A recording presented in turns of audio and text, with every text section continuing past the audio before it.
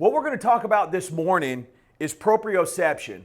Bonus points to whoever can spell that. All right? It's not as hard as you think. We have a school teacher. I'm sure she could do it.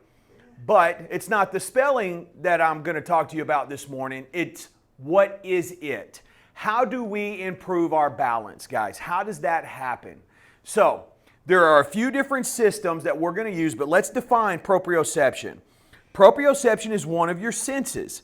It's your body's ability to sense its own position and movements in space. Proprioception is a complex automatic process that you can also fine-tune, which is what we work on here. Many conditions and injuries can affect your proprioception, all right? And so, what is proprioception? Spell it. P-R-O? P-R-I-O-C-E-P-T-I-O-N. Proprioception. I did win a spelling bee in 4th grade. I know, but I never heard the term before. Miss Giratano. Yeah. So, or you may hear it as proprioceptively enriched environments. And all that is, guys, is a big fancy word for saying stable but unstable. On one foot, I'm stable, but I'm a little unstable. What we do in class is we take advantage of those types of environments to help our brains memorize where those thresholds are. So, one reason I am stable is because I use 3 different systems to tell me I'm too far forward, go backwards, or I'm too far backwards, move forward, and left and right. My brain is calculating all these different calculations from all these systems, from these 3 systems, to help me stay upright. What are these systems? Well, first off, your eyes and your ears, your vestibular system. Very important. Let me encourage you to get your eyes and ears checked at least once a year. You have a common nerve that runs from your eyes to your brain and from your ears to your brain. Those of you that have ever experienced vertigo, you know just how incredibly important those intertubular, semicircular tubules in your inner ear, how important they are. They house fluid and crystals.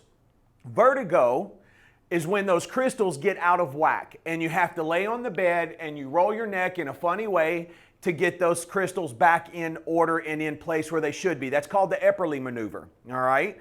So that common nerve, if you're ever on a boat, you're looking out on the horizon, your eyes are telling your brain, hey, we're stable, we're doing okay, we're not rocking and rolling. However, your ears, because of the waves, right, are telling your brain, whoa, wait a minute, we're all over the place.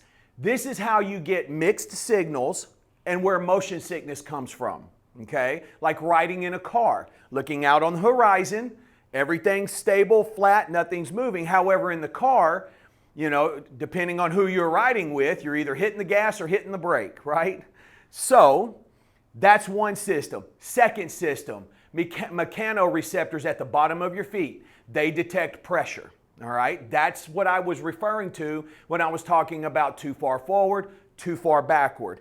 Third, you have proprioceptors in the epidermis, in the nerve endings of our skin that tells us where our limbs are in space and time. Those that have had amputations, those of you who know someone that have had an amputation, they experience what's called phantom limb pain because their brain is still trying to connect to that limb that is no longer there. So these are the 3 systems that we use to help us balance, all right? Any questions? You guys look excited this morning. All right, let's rock and roll. Let's have you stand. Let's go behind our chairs.